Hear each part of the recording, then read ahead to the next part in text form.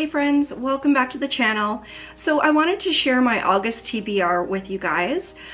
This TBR is going to be a little bit smaller than what my usual TBRs are, only slightly, and that's because I've been feeling a little bit slumpy over the summer.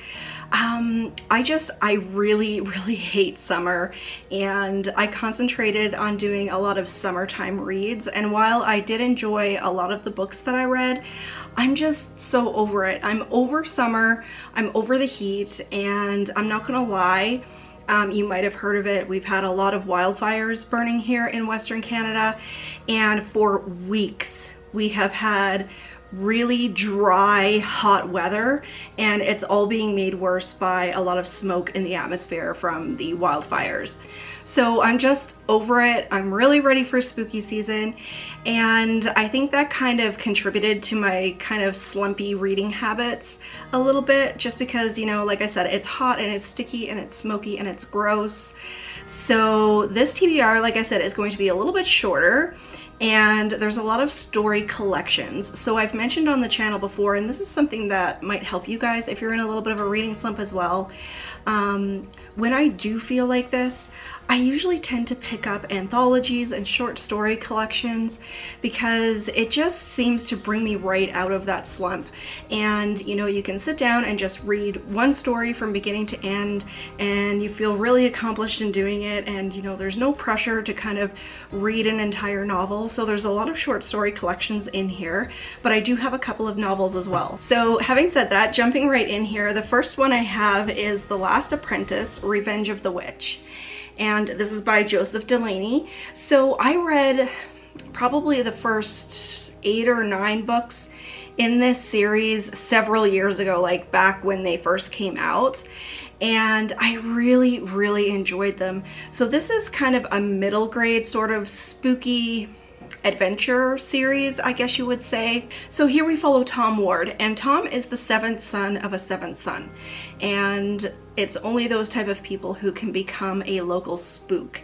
So a spook is someone who goes around to the counties. So this is kind of like, it takes place sort of in medieval sort of period, I guess. There's no electricity, and you know, there's wells and lanterns and candles and all of that. And so the local spook goes around to the different counties and rids the counties of fantastical creatures. So if an area has a witch that's terrorizing everyone, or a goblin, or some kind of monster that's terrorizing their community, the spook will go in and take care of it. So Tom becomes the spook's apprentice, and the spook starts teaching him all of his ways of how he has to do this, and it's a very lonely existence. And I have to say that even though this is a middle grade sort of adventure fantasy, it can get a little bit dark. So I mean, me reading it, of course, it's very tame, but you know, there's a couple of spots in this series that it can get quite gruesome, and it can be really scary. So I can totally understand a young reader being totally sucked into this creepy atmosphere and all of that, and I really enjoyed this series. So I have picked most of the books up again, and really excited to get back into this one. Like I said, I read the first 8 or 9 in the series way back in probably 2013, 2014, and I actually ended up getting rid of those books. So happy to have these again, and I'm excited to get back into this adventure. And the next book that I have is Campfire Ghost Stories by Joanne Christensen. And I recently picked this one up, I believe, at a secondhand shop here in Calgary, and it is exactly what it says. So this is Campfire Ghost Stories, ones that, you know, you would sit down and read one story during the night. So this one is definitely going to pique my interest and get me ready for spooky season, and you know, all of the wonderful ghost stories that I'm going to be listening to and watching and reading. So it seems like from the table of contents that a lot of these stories are based on urban legends. So like there's one about a hitchhiker, there's a story about Bloody Mary, the Sandman. So it sounds like these, now I don't know if it is the classic stories, of course, like Bloody Mary that we all know, or if these are new stories, but super excited to get into this. Like I said, done with summer, and I think this is really going to get me back into my reading habits.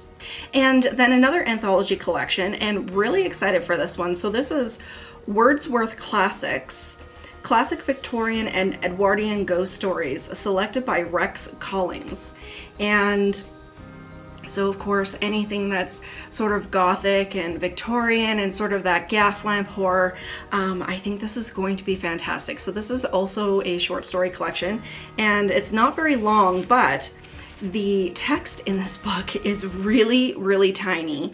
So I'm hoping that that's not going to hinder me at all, but definitely looking for the dark and spooky right now. So I'll report back how this one goes. And then the last book on my list is The Remaking by Clay McLeod Chapman. So earlier this year, I read Whisper Down the Lane by this author, and I really, really enjoyed it. It was a super page turner, and I really enjoyed his writing style.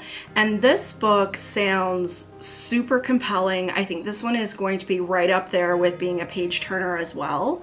So I didn't read the inside flap, but just on the back here it says, in the 1930s, a mother and daughter are burned at the stake as witches. Their story inspires an urban legend told around a campfire in the 50s, a 70s horror flick, a 90s meta remake, and a true crime podcast. But all of this storytelling comes with a cost. So that's all I wanted to know about this book. I have heard that it's quite fantastic, so we'll see what I think. But like I said, I have high expectations for this one, not only from the synopsis, you know, you have like an urban legend kind of thing going on that keeps being retold and retold time and time again. But also, like I said, because of the other book that I read this year, which is definitely on my favorites of 2021. So high expectations for this one as well. And as for the ebooks that I wanted to get into this month, I've only picked 2. And of course, if I finish these ones and I want to move on to something else, I'll just jump into something else that's on my Kindle. But this one is a new release, and it's called The One That Got Away, Women of Horror Anthology Volume 3. So this is a Candisha Press anthology that just came out, and it sounds absolutely fantastic. So I'll just read you a little bit of the Goodreads synopsis here, and it says, 30 women authors from around the world were challenged to write about the one that got away. Here you'll find tales of unrequited love, blind dates gone wrong, stalkers and their prey, cursed guitars, alien symbiotes, sinister letters, and bitter acts of revenge. Dive into the murky depths and discover what hides inside the minds of women scorned. So this sounds absolutely fantastic. I really enjoy these women of horror anthologies, and really excited to get into this one. It is a topic that appeals to me, and I read a book earlier this year. What was it called? Sorry, I actually just had to look that up. So The Devil's Mistress by David Barclay. I read earlier this year, and that was an absolutely fantastic revenge story. I loved it. I read it very quickly, and yeah, so that one was a really great women's revenge sort of story. And there was also a story in Twisted Tainted Tales by Janine Pipe that was like the story of a woman who was really obsessed with this man, and the whole story was absolutely fantastic. And so I've had a little bit of a theme going through of these revenge stories and women's revenge stories, so I think this one is going to fit in just perfectly. And then the last book I have on my TBR is The Dead in the Dark by Courtney Gould. And this one seems like a little bit more of a thriller than a horror, but we'll see what happens when I actually start to dive into it. So in this little town called Snakebite, teenagers are starting to go missing and they're turning up dead. And it's around the same time that these really famous ghost hunters show up in the town. So I'll just read you a little bit of the synopsis from Goodreads here. It says, Ashley Barton's boyfriend was the first teen to go missing, and she's felt his presence ever since.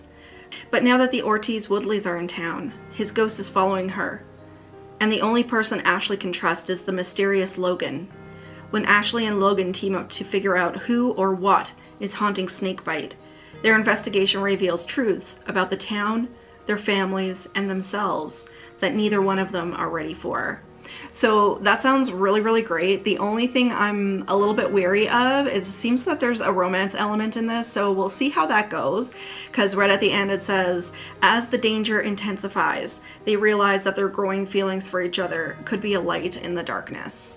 So I'm hoping that the romance element isn't too big in this story. I have no time for a lot of romance. It just really doesn't jive with me. But I'm hoping that the thriller part and the haunting part of this story will suck me in enough and I can just ignore all of that lovey-dovey stuff. So I'll definitely do a full review of this one on the channel once I'm finished. This one is a new release that just came out, so I really wanted to do a full review of this specific one. And then, like usual, we'll do another couple of reviews as the month goes along, and hopefully this will be a good reading month. Like I said, I've been really, really slumpy with my reading. I want to read things that are really going to capture my attention and that I'm really going to love. So lots of anthologies, tons of short stories, and gearing up for spooky season here for sure. So there you go. That is my very short August TBR. I hope you guys enjoyed the video. If you did, please make sure to give me a thumbs up and let me know down in the comments if you've read any of these books, if you enjoyed them, or if you're planning on picking them up this month as well. But until next time, stay spooky, everybody. Bye.